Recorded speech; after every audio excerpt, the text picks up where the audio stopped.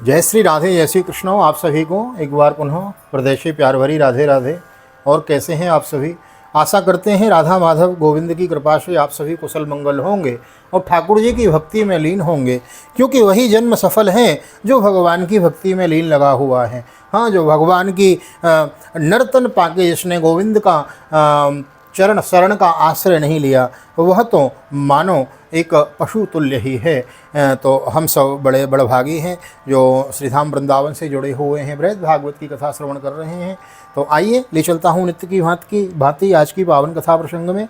श्रीमद् भागवत के दशम स्कंद के उत्तरार्ध के पंचसप्ततितमो अध्यायों यानी 75वें अध्याय में हम प्रवेश करेंगे। राजसूय यज्ञ की पूर्ति और दुर्योधन का अपमान किस प्रकार जल में थल की भ्रांति होने के कारण उसका हुआ है, यह कथा हम विस्तार पूर्वक श्रवण कर रहे हैं। तो नए आए हैं चैनल को सब्सक्राइब कर ले में। चैत्र नवरात्रि की आप सभी को बहुत बहुत हार्दिक शुभकामनाएं। आज द्वितीय दिवस है, प्रथमम शैलपुत्री च द्वितीयम ब्रह्मचारिणी तृतीयम चंद्रघंट तृतीय दिवस है। तो माँ ब्रह्मचारिणी का दिन है। आप सभी को नवरात्रि महोत्सव की बहुत बहुत हार्दिक शुभकामनाएं। और आइए देर न करते हुए ले चलते हैं आज की पावन कथा प्रसंग में। सर्वप्रथम करेंगे गोविंद नाम संकीर्तन। श्री कृष्ण गोविंद हरे मुरारी, हे नाथ नारायण वासुदेव। श्री कृष्ण गोविंद हरे मुरारी, हे नाथ नारायण वासुदेव। हे नाथ नारायण वासुदेव, हे नाथ नारायण वासुदेव। श्री कृष्ण गोविंद हरे मुरारी, हे नाथ नारायण वासुदेव। नारायणं नमस्कृत्यं नरं चैव नरोत्तमं देवीं सरस्वतीं व्यासं ततो जयमुदीरयेत्। कृष्णाय वासुदेवाय हरये परमात्मने प्रणतः क्लेशनाशाय गोविन्दाय नमो नमः। ओम नमो भगवते वासुदेवाय। श्रीमद्भागवत महापुराणं दशमस्कन्ध उत्तरार्ध अथ पंचसप्ततमो अध्यायो। राजोवाच अजातो शत्रुस्तं दृष्ट्वा राजसूय महोदयं सर्वे मुदिरे ब्रह्मन्नृदेवाये समागतो दुर्योधनं वर्जयित्वा राजानः सरसयासुराः इति श्रुतं नो भगवान् तत्र कारणमुच्यताम्। राजा परीक्षित ने पूछा, भगवान अजात शत्रु धर्मराज युधिष्ठिर के राजसूय यज्ञ महोत्सव को देखकर जितने मनुष्य नरपति ऋषि मुनि और देवता आदि आए थे वे सब आनंदित हुए, परंतु दुर्योधन को बड़ा दुख बड़ी पीड़ा हुई। यह बात मैंने आपके मुख से सुनी है, भगवान आप कृपा करके इसका कारण बतलाइए। ऋषिर्वाचो पितामहश्यते यज्ञे राजसूये महात्मनो बांधव परिचर्यायां तस्यासन प्रेम वंदनो। भीमो महानसाध्यक्षो धनाध्यक्ष सुयोधन सुहदेवस्तु सहदेवस्तु पूजायां नकुलो द्रव्य साधने गुरु शुश्रूषणे जिष्णु कृष्ण पादावने जने परिवेशेन द्रुपदया कर्णोदाने महामनो। श्री सुखदेव जी कहते हैं, परीक्षित तुम्हारे दादा युधिष्ठिर बड़े महात्मा थे, उनके प्रेम बंधन से मदकर सभी बंधु बांधवों ने राजसूय यज्ञ में विभिन्न सेवा कार्य स्वीकार किया था। भीमसेन भोजनालय की देखरेख करते थे, दुर्योधन कोषाध्यक्ष थे, सहदेव अभ्यागतों के स्वागत सत्कार में नियुक्त थे और नकुल विविध प्रकार की सामग्री एकत्रित करने का काम देखते थे। अर्जुन गुरुजनों की सेवा शुश्रूषा करते थे और स्वयं भगवान श्री कृष्ण आए हुए अतिथियों के पांव पखारने का काम करते थे। देवी द्रौपदी भोजन परोसने का काम करती और उदार शिरोमणि कर्ण खुले हाथों से दान दिया करते थे।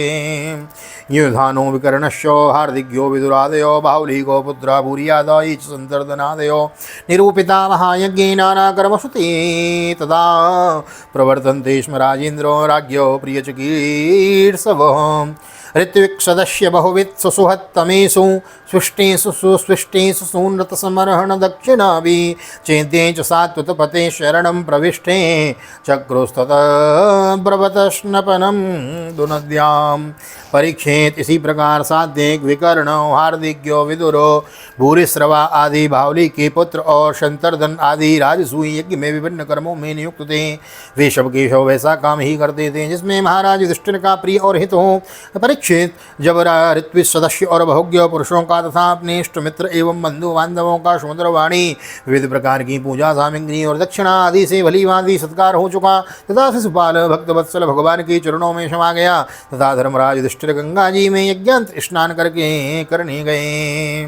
मृदंग शंख प्रणव बंधुर्धुर्यान गोमुखा वादित्राणि विचित्राणि नेदुरावा भरतोत्सवे नर्तज्ञो नृतद्रष्टा गायका यूथ सोजगो वीणा वेणुतलोनाद स्तेषां सदिवमस्पृशत् चित्रध्वज पताकाग्रैर्वेन्द्रस्यन्दनार्वपि स्वलंकृतैर्वटैर्भूपा निर्ययुं रुक्ममालिनः। उस समय जब वे अवधूत स्नान करने लगे तो मृदंग शंख ढोल नौबत नगाड़े और नरसिंगे आदि तरह तरह के बाजे बजने लगे हैं। नर्तकियां आनंद से झूम झूम कर नाचने लगी, झुंड के झुंड गवैये गाने लगे और वीणा बांसुरी तथा झांझ मजीरे बजने लगे। उनकी तुमुल ध्वनि सारे आकाश में गूंज गई। सोने के हार पहने हुए यदु संजय कंबोज कुरु केकय और कौशल देश के नरपति रंग बिरंगी ध्वजा पातक पताकाओं से युक्त और खूब सजे धजे गजराजों रथों घोड़ों और सुसज्जित वीर सैनिकों के साथ महाराज युधिष्ठिर को आगे करके पृथ्वी को कपाते हुए चल रहे हैं। यदु संजय काम्बोज कुरु केकय कौशल कंपयंतो भुवं सैन्यैर् यजमाना पुरःसर सदस्यर्त्विग्द्विजश्रेष्ठो ब्रह्मघोषेण भूयस देवर्षि पितृगन्धर्वास्तुष्टवुष्टो पुष्पवर्षिण स्वलंकृता नरा नार्यो गन्धस्रग्भूषणाम्बरे विलम्पन्त्यो विसृजन्त्यो विजघ्नोर्विवदे रसैः तैलघोरसगन्धोदो हरिद्रा चान्द्रकुङ्कुमैः पुंभिर्लिप्ता प्रलिम्पन्त्यो विजघ्नोर्वारयोसितो। इंद्रप्रस्थ के नर नारी इत्र फुलेल पुष्पों के हार रंग बिरंगे यज्ञ के सदस्य ऋत्विज और बहुत से श्रेष्ठ ब्राह्मण वेद मंत्रों का ऊंचे स्वरों में उच्चारण करते हुए चले।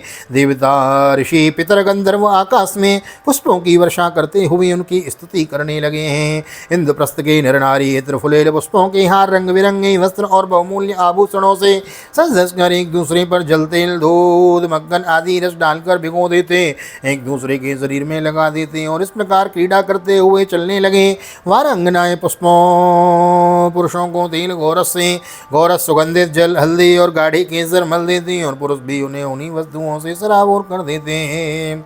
स्वलंकृतां नरा नार्यो गन्धस्रग्भूषणाम्बरे विलम्बन्त्यो विसिञ्चन्त्यो विजघ्नोर्विवदैः रसैः तैलघोरसगन्धोदो हरिद्रा सान्द्रकुङ्कुमैः पुंभिर्लिप्ता प्रलिम्पन्त्यो विजघ्नुर्वारयोसितो।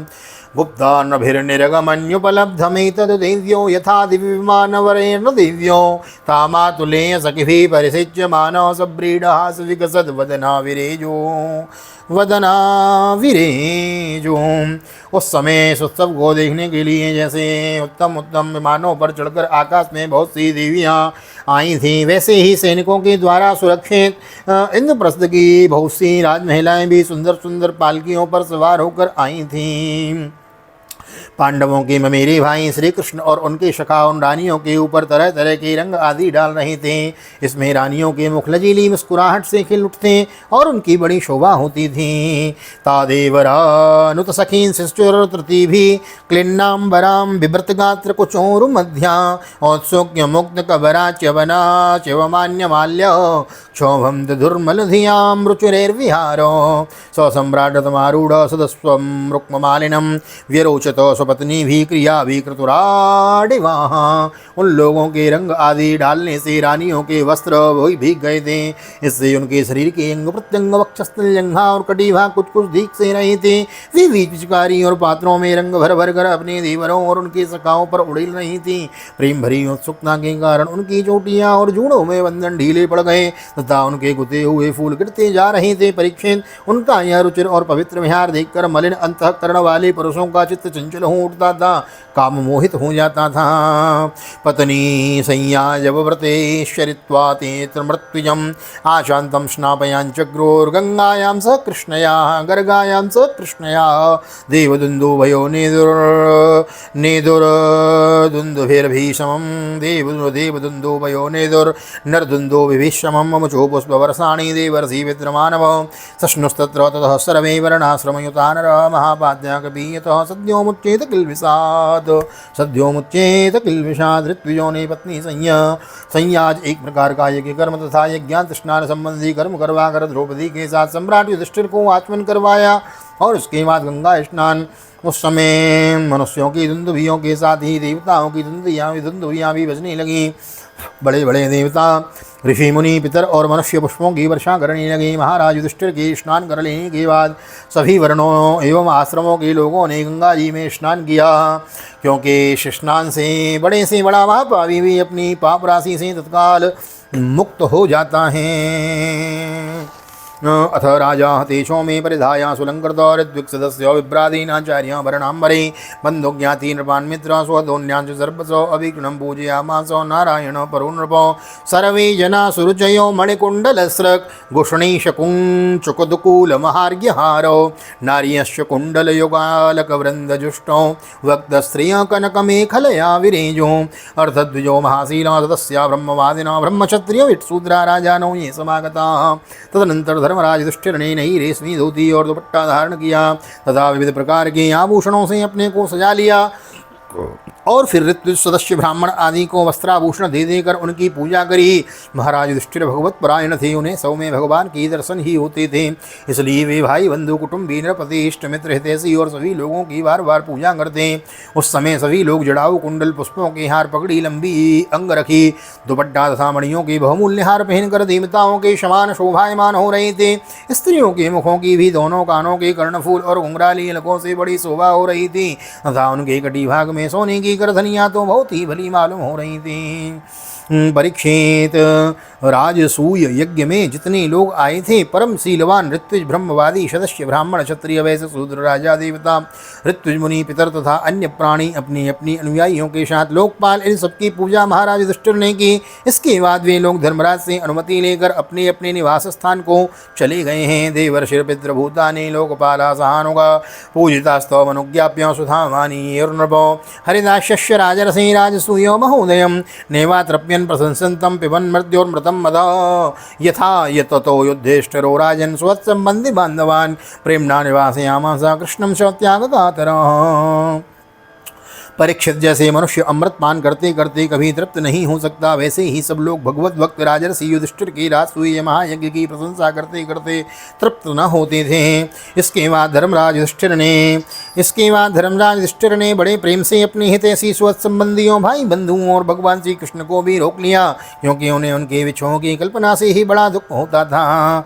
भगवान अभी तत्रांगन निवासी तत्प्रियंकर प्रस्ताप्य यदवीरांच सांब दीश्य कुशस्थली मित्थम राजा धर्मसुतो मनोरथो महारणम चतुस्तरम समुत्तीर्य कृष्णो नासीद गतज्वरो। परीक्षित, भगवान श्री कृष्ण ने यदुवंशी वीर शाम्ब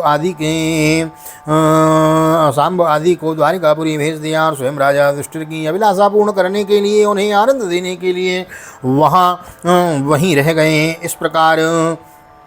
इस प्रकार धर्मनंदन महाराज युधिष्ठिर मनोरथों के महान समुद्र के जैसे पार करना अत्यंत कठिन है, भगवान श्री कृष्ण की कृपा से अनायास ही पार कर गए और उनकी सारी चिंता मिट गई है। एकदंतापुरेदस्य विज्ञो दुर्योधनं श्रियम् अतभ्यत् राजसूयस्य मैथ्यं चाच्युतात्मनः यस्मिन् नरेन्द्र तेजेन्द्र सुरेन्द्र लक्ष्मी नाना विवन्ति किल विश्वसृजोपक्लब्ध नानायन्ति विश्वसृजोपक्लब्धा ताभिपतीन् नृपतराजसुतोपदस्ते यश्यां विसक्तहृदय कुरुराड तप्यत्। एक दिन की बात है, भगवान के परम प्रेमी महाराज युधिष्ठिर की अंतःपुर की सौंदर्य संबद्धि को राजसूय यज्ञ द्वारा प्राप्त महत्व को देखकर दुर्योधन का मन ढा से जल गया। परीक्षित, पांडवों के लिए मैं दानव ने जो महल बना दिए थे उनमें नृपति, दैत्यपति और सुरपतियों की विविध विभूतियाँ तथा श्रेष्ठ सौंदर्य स्थान स्थान पर शोभायमान था। उनके द्वारा राजधानी द्रौपदी, राजरानी द्रौपदी अपने पतियों की सेवा करती थी। उस राजभवन में उन दोनों भगवान श्री कृष्ण की सहस्रों रानियां निवास करती थी। नितंब के भारी भार के कारण जो वे उस राजभवन में धीरे धीरे चलने लगती, तब उनकी पायजीवों की झनकार चारों ओर फैल जाती थी। उनका कटी भाग बहुत ही सुंदरता था। उनके वक्षस्थल पर लगी हुई केसर की लालिमा से मोतियों की सुंदर श्वेत हार भी लाल लाल जान पड़ते थे। कुंडलों की और घुंघरारी हलकों की चंचलता से उनके मुख की शोभा और भी बढ़ जाती थी। यह सब देखकर दुर्योधन के हृदय में बड़ी जलन होती। परीक्षित, सच पूछो पूछो तो दुर्योधन का चित्त द्रौपदी में आसक्त था, यह उसकी जलन का मुख्य कारण भी था।